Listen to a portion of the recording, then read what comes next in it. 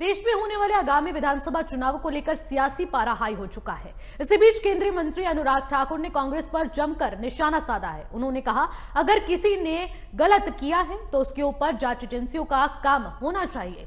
कांग्रेस की सरकार में ओडिशा राज्य में 2.63 लाख करोड़ रुपए दिए गए थे और अब बढ़कर 18.83 लाख करोड़ रुपए दिए जाते हैं। मोदी सरकार की एक्ट ईस्ट पॉलिसी कांग्रेस की लुक ईस्ट पॉलिसी से कई हद तक बेहतर है। वो केवल देखने की ही बात नहीं करते हैं, यहां पीएम का एक्शन बोलता है।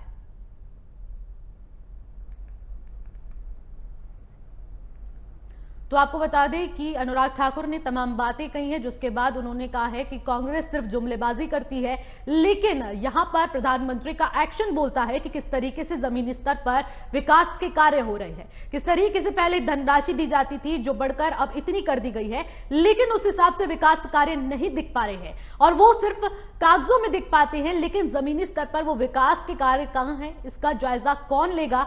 इसी के साथ उन्होंने कहा है कि केंद्रीय जांच एजेंसियों का काम अब होना चाहिए, उन पर एक्शन लिया जाना चाहिए कि किस तरीके से इनकी आय में बढ़ोतरी तो की जा रही है, लेकिन जमीनी स्तर पर काम कब होगा, कैसे होगा और क्यों जो ऐसे काम चल रहे हैं उन पर कब से कब एक्शन लेते हुए अब सरकार एक्टिव मोड पर आएगी। इसी के साथ उन्होंने कहा है, केंद्रीय मंत्री अनुराग ठाकुर लगातार तमाम बातें कहते हैं, चाहे बात चुनावी रैली की जाए, चाहे चुनाव से परे होकर अनुराग ठाकुर लगातार अपनी बात को उठाते नजर आए हैं और इसी बीच उन्होंने अब कांग्रेस सरकार पर तमाम मुद्दे उठाए हैं और इसी के साथ केंद्रीय जांच एजेंसियों का दबदबा अब ऐसे सांसदों, मंत्री, नेताओं पर चलाने को कहा है जिनकी आय में बढ़ोतरी हुई है, लेकिन उनके काम की बढ़ोतरी हाल फिलहाल विकास कार्यों में नहीं दिख पा रही है।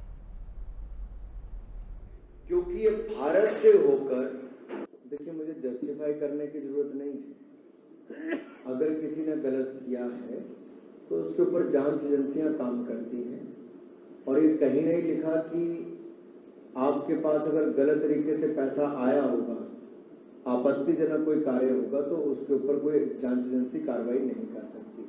जांच एजेंसियां स्वतंत्रता हैं, वो अपनी कार्रवाई जनता पार्टी के नेता से लेकर कार्यकर्ताओं तक गरीब कल्याण के लिए पूरी तरह समर्पित है, चाहे विधानसभा हो या लोकसभा हो या राज्यसभा, कोई भी सदन होगा, हम लोग वहां जनता से जुड़ी हुई बातों को उठाते हैं और उठाते रहेंगे जो जनता के हित में है।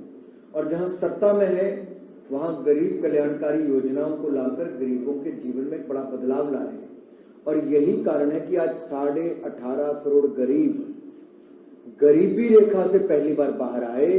तो 70 साल में कोई सरकार नहीं कर पाई जो मोदी जी के 9 वर्षों की मेहनत के कारण हो पाए। ये बड़ा बदलाव है। तो स्पष्ट हो गया देश में कि मोदी जी के काम का जवाब किसी के पास नहीं, मोदी जी के नेतृत्व का जवाब किसी के पास नहीं, मोदी जैसी दूरदृष्टि और विजन किसी के पास नहीं।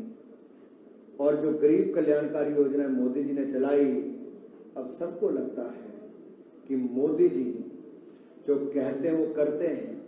सबका साथ, सबका विकास, सबका विश्वास।